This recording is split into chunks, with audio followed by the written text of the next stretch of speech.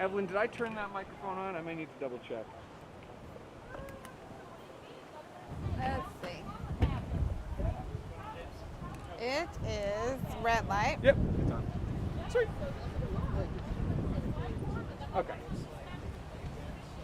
Oh, theater, you know this. Give me the clap. Awesome.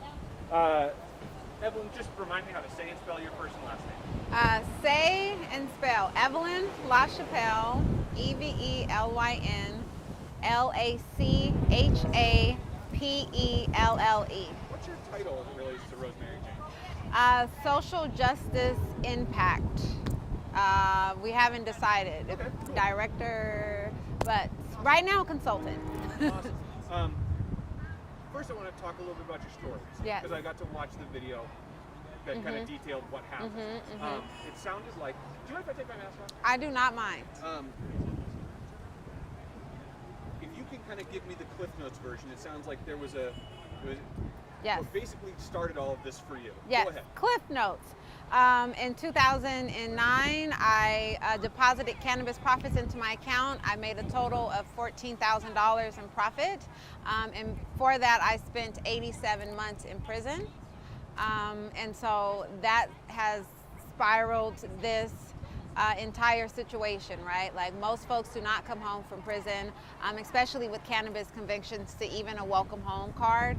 And so I have been extremely fortunate to be involved with Rosemary Jane sort of from inception, and being able to incorporate this strong need for social justice in the cannabis space.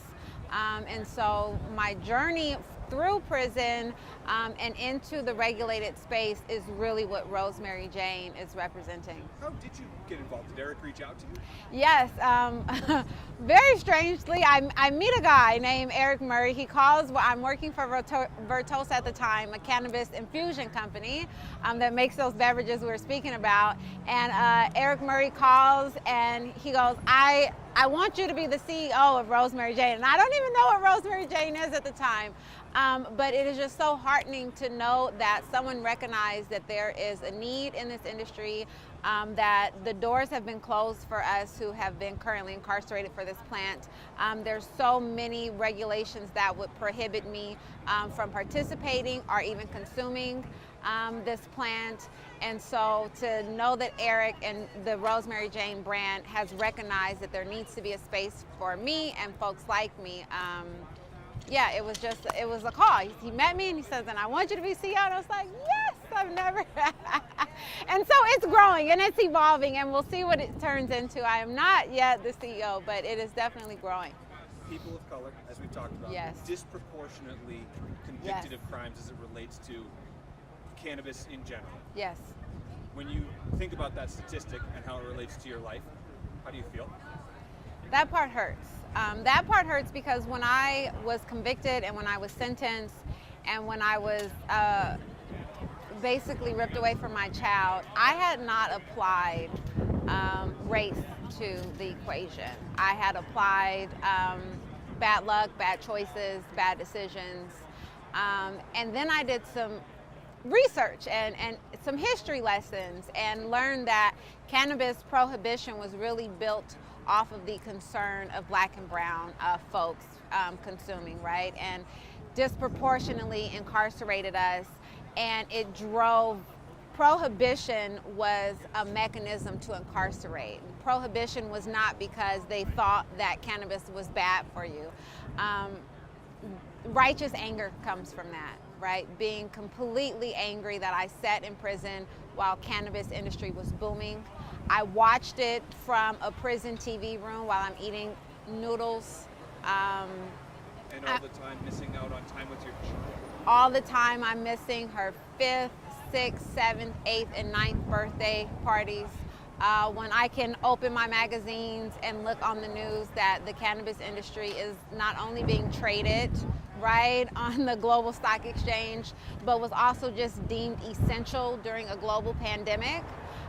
And those are years that I'll never really be able to explain away to my daughter. And so there's definitely some leftover anger. I think that's fair. I think it's fair.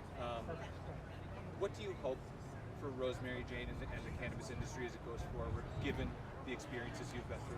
I hope that the industry in general recognizes that without the unregulated market, there would be no regulated market, and so then doors need to be open, right? I hope that overall the industry realizes that it has enough buying and purchasing power to demand government to offer expungement, offer record clearing, open the prisons. There's still 40,000 people today incarcerated in this country as nonviolent cannabis offenders.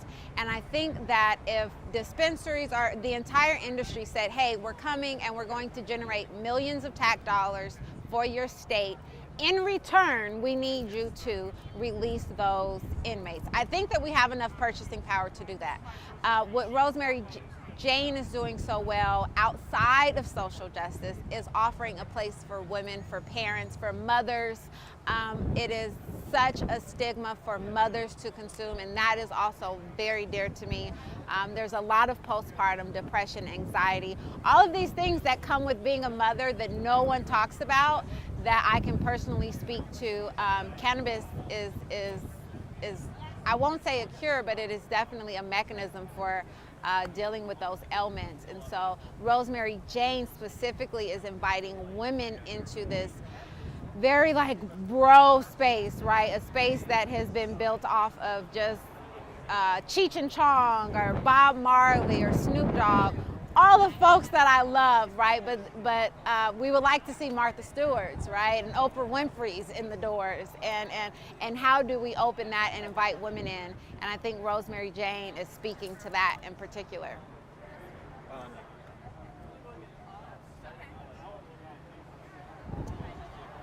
What do you hope for the future of? I mean, well, let me put it this way. Maine has decriminalized marijuana possession. Recreational marijuana use is legal for adults. Mm-hmm. Medical marijuana is legal for adults. Why did you guys decide to open? Was that I imagine it must have been a factor of opening in Maine, but why not a place like Denver, Colorado? Well, I will say, Maine has been very easygoing in a sense of the culture here is well prepared to receive cannabis.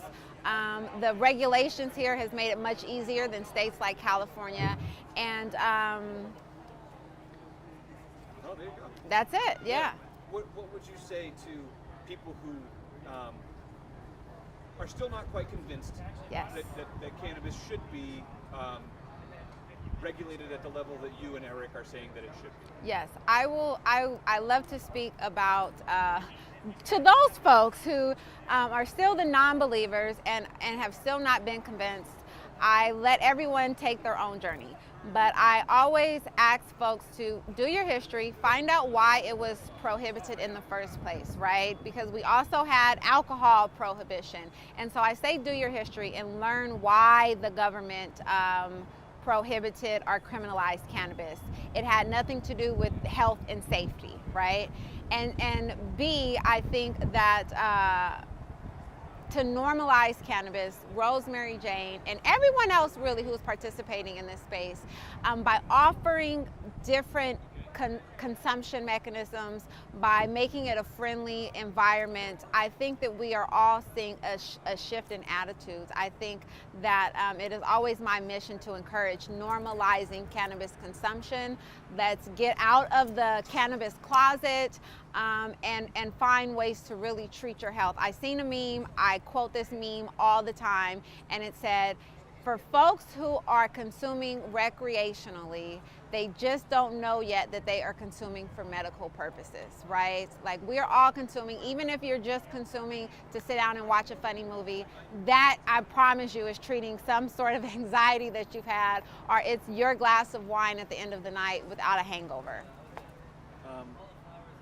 How do you feel your life would have been different without a criminal record as it relates to cannabis? I don't ever cry, ever.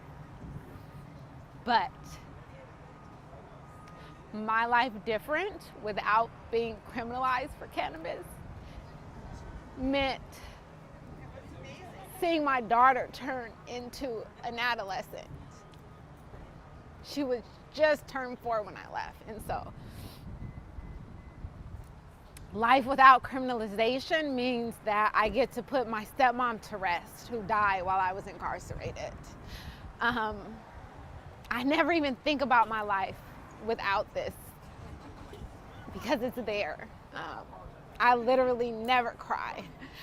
No one's ever asked that question. My life without a cannabis conviction, I'll never know.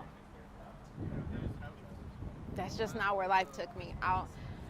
I can't even put that part of my life together.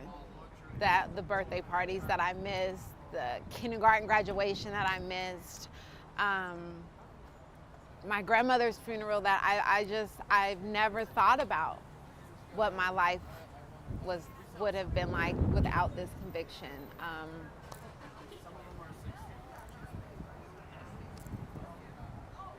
don't know. You answered all of my questions. Yeah. Is there anything I didn't ask you that you want to make sure you add? I'm sorry, I didn't mean to make. No, you're good. I'm telling you, this is therapy, whether I like it or not. But no, I would like to add that as grateful as I am that doors are being opened, that Rosemary Jane has been super supportive. Organizations like Glass Prisoner Project that is doing the work to help decriminalize. It is very important that folks like myself create their own lanes in this industry, and so I am launching my own brand, 87, for the 87 months that I spent in prison. And so it represents me taking back, right, what they took from me. And that has really been the most important piece right now of my journey. You asked what my life has been without it. I don't know. I don't have an answer for that. But because of this, it has definitely is shooting me in a direction that I had not imagined prior to being criminalized for cannabis. Rock star. Thank you.